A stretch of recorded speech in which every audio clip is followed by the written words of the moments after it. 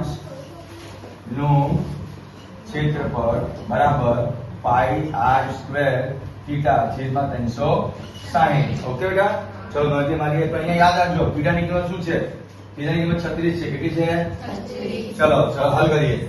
પાઈ ની જગ્યા 22/7 ગુણ્યા r ની જગ્યા 35/2 ગુણ્યા r ની જગ્યા 35/2 ગુણ્યા થીટા ની જગ્યા 36 અને આના ટોટલ શેષમાં કેટલો? 360.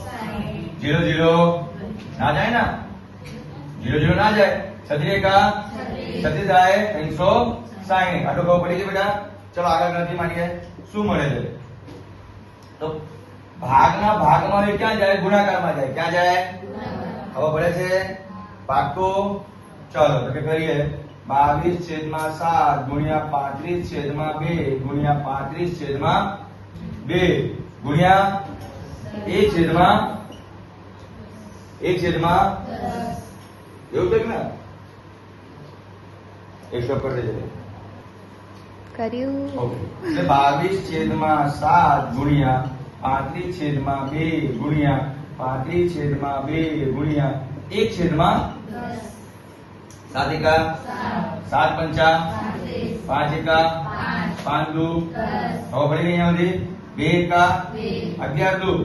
ચલો શું વધ્યું? 11 અને 35 કહીએ.